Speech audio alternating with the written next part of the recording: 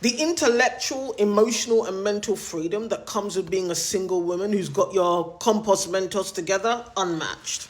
You see, one of the things that people don't like to talk about is the fact that when you get married or you go into a relationship with a man, you become muzzled. Suddenly you're under an NDA.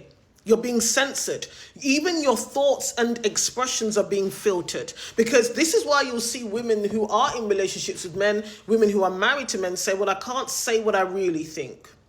This is why they can't say what they really think publicly. Why? Because they're always thinking about the reputation, the feelings, and the status that that man has. Why do you think there's always an issue when Ayesha Curry says anything about her hopes and dreams? When Michelle Obama talks about what it was like to be regarded as a first lady and people talk to her about her shoes, despite her intellect and her expertise and her long career that existed before she even married? Why do you think when Victoria Beckham talked in her documentary about the fact that she wanted her own brand beyond being known as a wag, that was an issue? The truth of the matter is, the way the system of marriage works, which is a system of power, the way relationships with men work is that you as a woman become muzzled. Your freedom of speech, of expression and thought then becomes contained and constrained. Even if you do not agree with everything your husband says, think or does, you've got to start moving in line.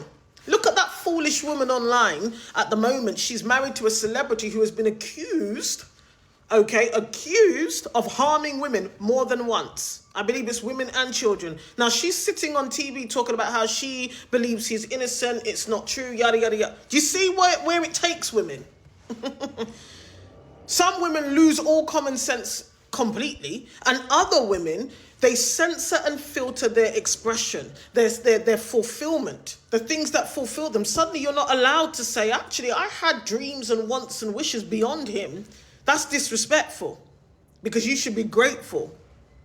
You should be grateful. You should be cognizant of his position in life, cognizant of his feelings, his status, his public reputation. And so you have become irrelevant. What you think doesn't matter anymore. What you think is secondary. It is diminished. It is not of value. It's not as significant as him. In fact, you should just shut up. That is what the world thinks. And that includes other women, because go and look at the comments under those videos. It is mostly women, along with these misogynistic men, who are talking about the fact that you should not be speaking because of your husband's positioning. You should be quiet. You should be grateful. You should not be complaining. You should not be talking about what you want and need, because that became invisible. That became irrelevant the minute you married a man. And this is why I'm saying to you, one thing about me that I value is my intellect, my brilliance, my creative energy. And I will never censor that. I will never filter it. I will never restrain it, restrict it, limit it because of a man and because of my proximity to a man. I did years of that. When I was in a religion that, is male authority led, so women do not have any authority or visibility. And when I was in the religion, I was quite fine with it overall from a religious perspective, right? That was my mindset then.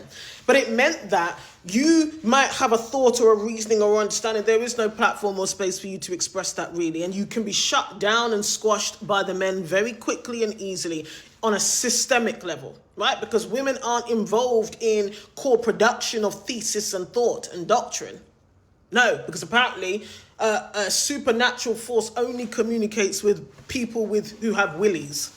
Okay, they're the only ones destined, to share anything enlightening or useful to the masses, right? So never is the point I'm making. This is what happens inevitably when you do choose to marry men.